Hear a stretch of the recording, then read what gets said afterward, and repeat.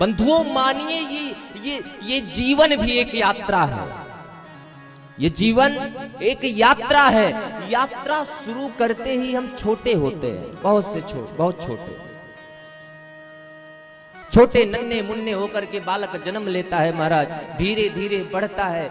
छोटे छोटे पांव, जिस पांव को माता मालिश करती है, तेल लगाती है उस छोटे छोटे पांव में, लेकिन वही पांव एक दिन इतने बड़े हो जाते हैं कि मां से बड़ा उसका पांव हो जाता है। ये यात्रा है। वो यात्रा बचपन से शुरू होती है और अंत समय वृद्धावस्था तक जाती है। ये यात्रा है। जैसे एक रेलगाड़ी, हम रेलगाड़ी में टिकट लिए और बैठ गए, बैठ करके यात्रा प्रारंभ कर दी। यात्रा प्रारंभ हुई, बगल के ही बर्थ पे, सीट पे आपका सहयात्री भी बैठा है। दोनों में घनिष्ठता हो गई, मित्रता हो गई, दोनों आपस में परिचय बना लिए। महाराज इतना परिचय हो गया कि उन्हीं दोनों में से एक का स्टेशन आ गया। अब स्टेशन आ गया तो उठ के खड़ा हो गया, कहा महाराज जी हमारा स्टेशन आ गया, राम राम, फिर मिलेंगे। अगर इसी पे दूसरा कहे महाराज इतनी जल्दी मत जाओ छोड़ के, अभी और चलो, तो बोलेगा मूर्ख है क्या, मेरा स्टेशन आ गया मुझे उतरने दे। अगर नहीं उतरूंगा तो आगे वाले स्टेशन पे काला काला कोट वाला आएगा, एक झापड़ लगाएगा, फाइन भी देना पड़ेगा। इसलिए सही यही है मैं उतर जाऊंगा। ये उतरा, दूसरा यात्री आकर के उसी सीट पर फिर बैठ गया, फिर से आपकी उससे भी मित्रता हो गई। कुछ क्षण बाद ये स्वयं इसकी यात्रा संपूर्ण हो गई, स्वयं ही उतर गया। ठीक इसी प्रकार से ये जीवन भी एक यात्रा है। हमको भी यात्रा रूपी सीट मिलता है कि जाओ इस किराए के सीट पे बैठ लो, जब तक तुम्हारा टिकट वैलिडिटी में है, जाओ। हम आते हैं, अपना सामान रखते हैं और महाराज सीट पे आराम करते हैं,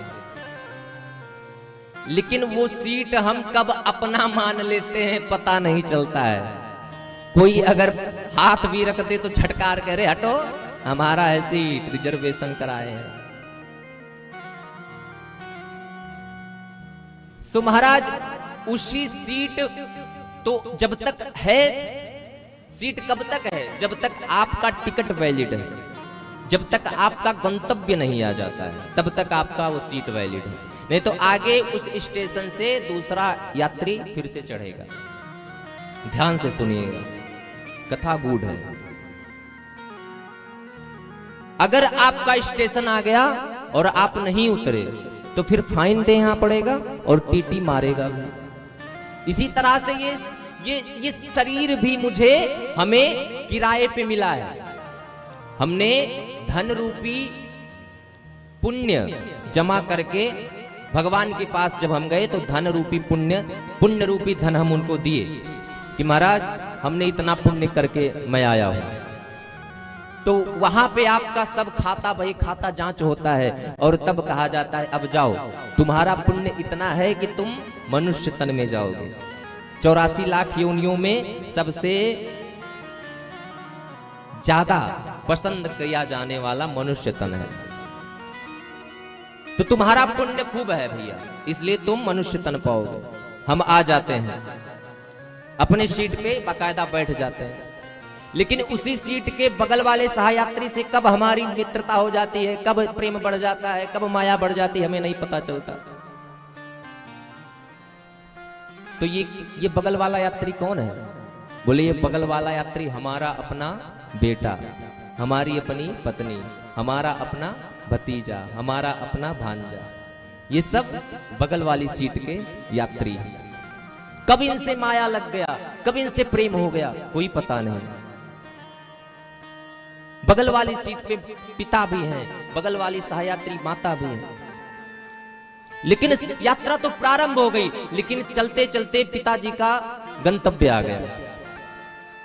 अब पिताजी अपनी तैयारी कर रहे हैं तो पुत्र कह रहा कहां इतनी जल्दी, अभी रुको, बाद में चले जाना।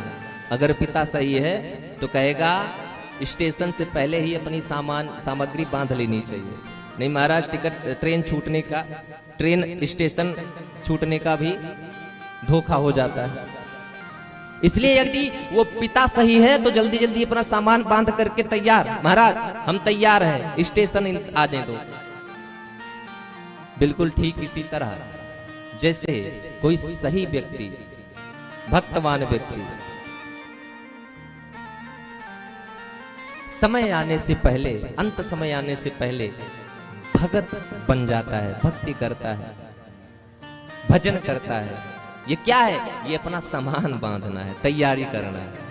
इसी को तैयारी करना कहते हैं। सामान बांधा, पिताजी सामान बांध रहे हैं। अब धीरे धीरे स्टेशन भी आ गया, उतरने वाले थे। पुत्र कह रहा नहीं नहीं, मैं आपके बिना नहीं रह पाऊंगा।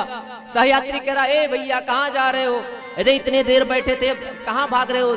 अरे भैया मेरा स्टेशन आ गया, जाने दे, नहीं दिक्कत हो जाएगी, टिकट हमारा एक्सपायर हो गया, आगे टीटी मिल जाएगा।